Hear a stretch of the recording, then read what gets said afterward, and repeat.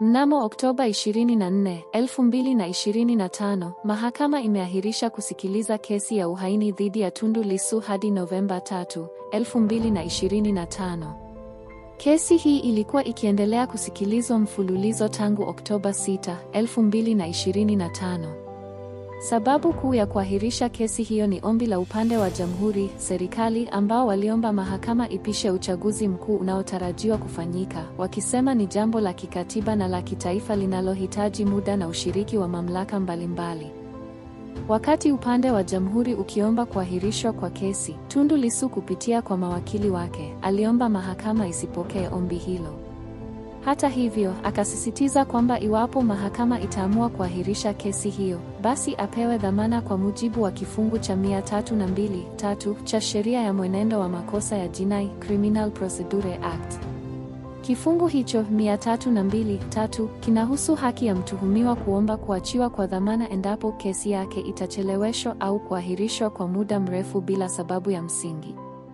Baada ya kusikiliza hoja za pande zote mbili, jopo la majaji lililoongozwa na Jaji Dunstan Nduguru lilitoa uamuzi kwamba: 1. Kesi imeahirishwa hadi Novemba 3, 2025.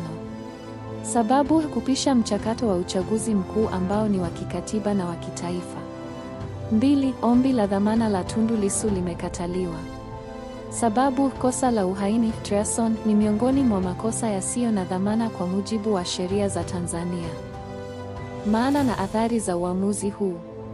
1. Kisheria, Lissu ataendelea kuwa rumande, gerezani, hadi tarehe ya kesi inayofuata.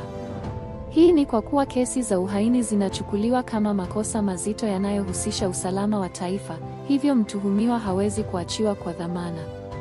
2. Kisiasa, kesi hii inaendelea kuwa na mvuto mkubwa wa kisiasa, hasa ikizingatiwa nafasi ya Lissu kama kiongozi wa upinzani na mgombea wa zamani wa urais. Kuahirishwa kwa kesi wakati wa uchaguzi pia kunaweza kuibua tafsiri za kisiasa kuhusu uhuru wa mahakama na haki ya kupata usikilizwaji wa haraka, fair trial. 3. Kimaadili na haki za binadamu. Kuna mjadala kuhusu haki ya mshtakiwa kusikilizwa kwa wakati, kwani kuahirisha mara kwa mara kunaweza kuathiri haki hiyo. Wafuasi na wanachama wa Chadema wanaweza kuona kuwa kuendelea kumweka kizuizini bila dhamana ni kukandamiza haki za kisiasa.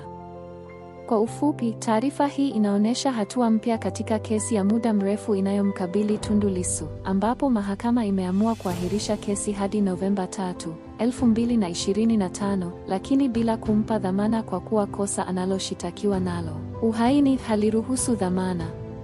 Uamuzi huu una athari za kisheria, kisiasa na kijamii, ukibeba uzito mkubwa katika muktadha wa siasa za Tanzania.